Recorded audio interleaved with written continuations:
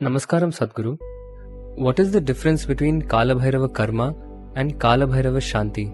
And what is the significance of the Karma Vastram tied at the tamarind tree in front of Dhyanalinga? Everything that we know as life is memory. In a way, if your memory goes away right now fully, even the conscious memory just goes away, all those who died, people that you knew and who died, they're all just gone for good, isn't it? Hello? If you lose their memory, they're just gone for good. Dead are existing only in memory. Memory is not just in your mind, it's in your body. It plays in so many ways. It is in many other things. When I say in many other things, to put it in a very rudimentary way, if you walk this way, if you bring a dog, just by smelling the floor, it knows you were here. So you're leaving puddles of memory, yes or no? So, when you walk, you're leaving puddles of memory. That's why a dog is able to trace it down. Up to 3-4 days, sometimes even longer, if no disturbance has happened, much longer, it can trace it out. If you just walk, where your contact with the floor is just what? Maybe a few seconds. If you're leaving puddles of memory for a creature like dog to figure it out, where you're sitting, how much memory do you think you're leaving, huh? Big. So the clothes that you're wearing right now, that's in touch with your body, how much memory do you think they're carrying? If you walk like this, where for a few seconds your feet touches the ground, if you're leaving memory like that, which lasts for days on end, if nobody interferes with it, if no other overlaps happen, it will last much longer.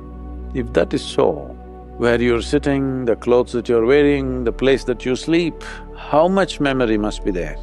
So, this memory, they may be gone, they may be even dissolved, we don't know. Maybe they've attained mukti, or maybe they've gone somewhere. Maybe they've taken another birth, you don't know. But either because you were born of them or you are in touch with them, their memory imprints are there on you. So one important aspect of karma is you must become free of this, it's very important. Becoming free of memory and losing your memory are two different things. If you lose your memory, conscious memory if you lose, this doesn't mean you have become free. It will start working within you in unconscious ways. We want to distance ourselves from our memory. We don't want to lose it. We just want to carry it little loose from us, that's all. So one thing is for the dead, but the most important is also the living. A distance must happen. If there are too many puddles of strong memory, it will also trouble the dead. It is only those close relatives, particularly if they have very loving relationships, it is those people who bother the dead. That is why in this culture when somebody wants to die, they went away to a place where they're never among the family. You don't want to be with your family when you die because till the last moment, these attachments will go on. You want to be away, alone, clearly understanding all relationships we have made in this world are essentially of memory.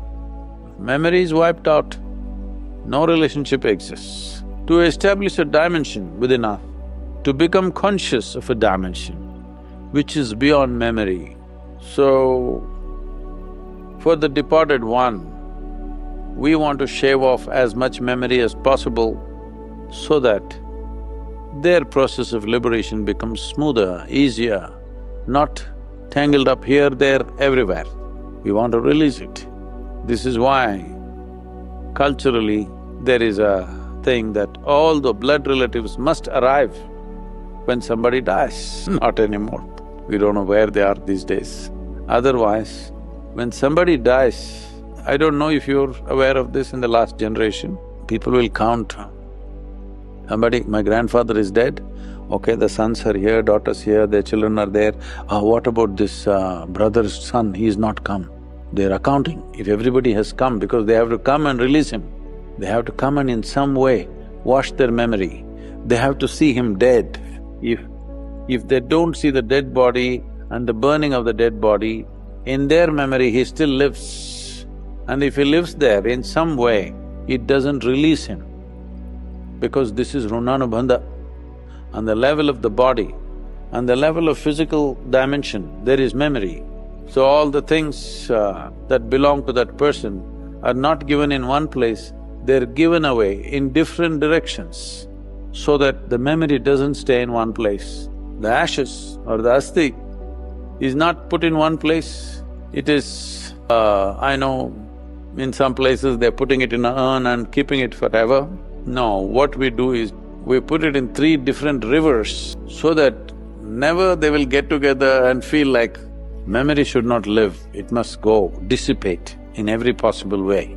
So, things that were in touch with them, their ashes, their everything, are thrown all over the place. Those who can afford go up in the airplane and throw it all over. Do you know this? Huh? You don't know?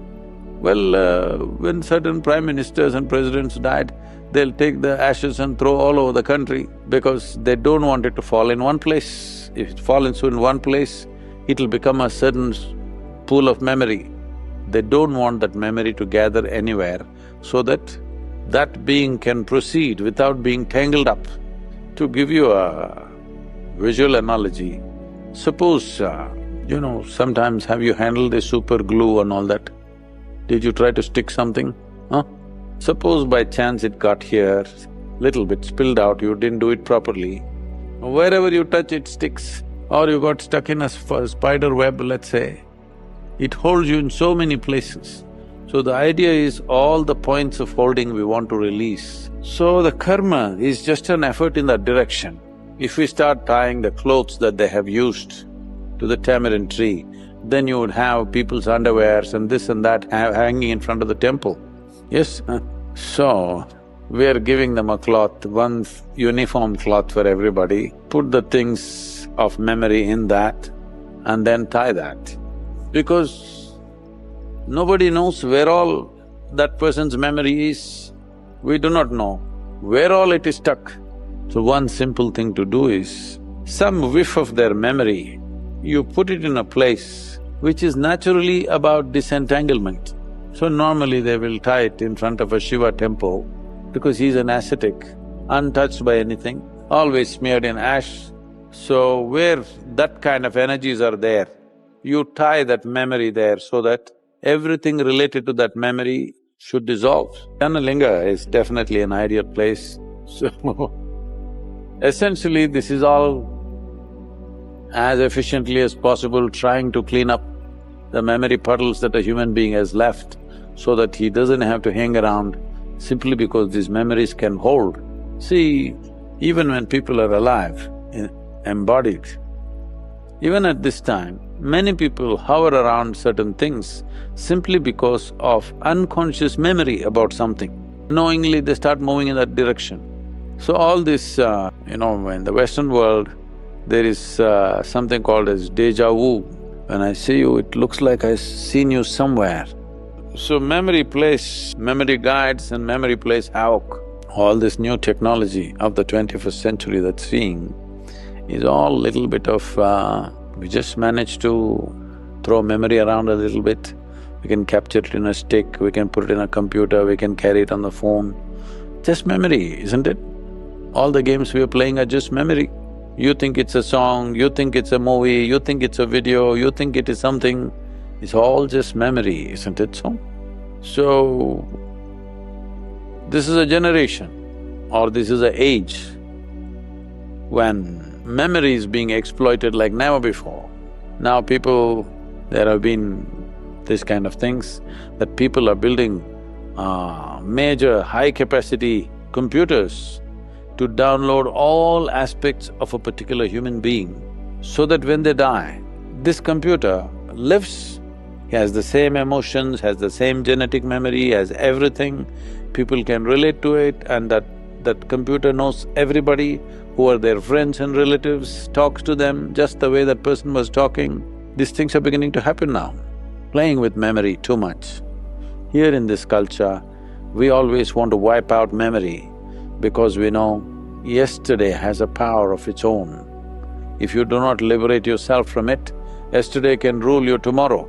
Yesterday ruling you tomorrow means tomorrow never came, that's what it means. So, when past repeats itself, that means that which should be dead is living. Someone very forcefully said, leave the dead to the dead. Leaving dead to the dead means not ignoring those who died.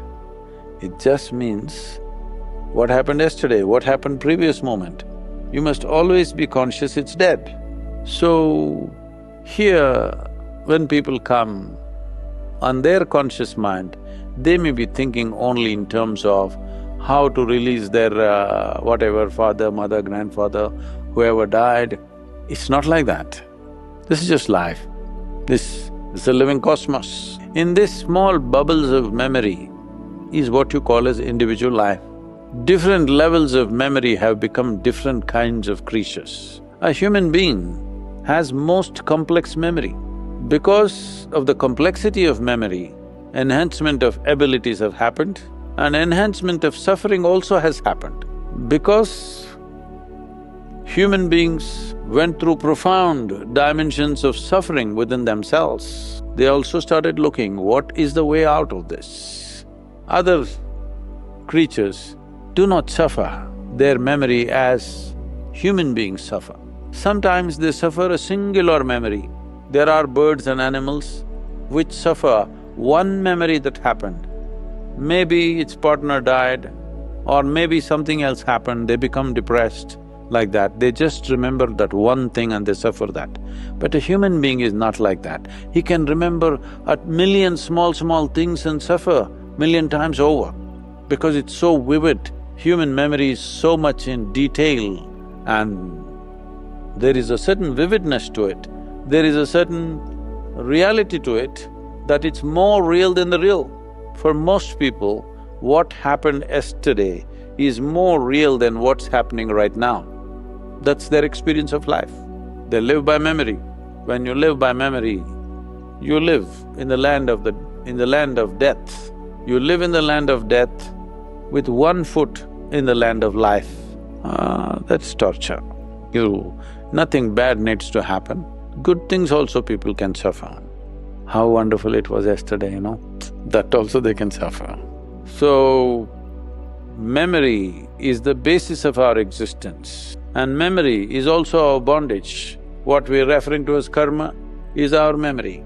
What we're referring to as genetics is memory. What we're referring to as evolution is memory. What you consider as myself is memory. So, both Kalabhairava Karma and Kriya are just efforts to mop up as much memory as possible. This is not a dig and clean, this is just surface mopping. We're just mopping up the surface so that nothing holds as far as possible. If we want to do a total thorough cleaning, which may not be necessary many times, but with some it may be necessary, but that will need a different level of involvement, both parties, it'll get complicated.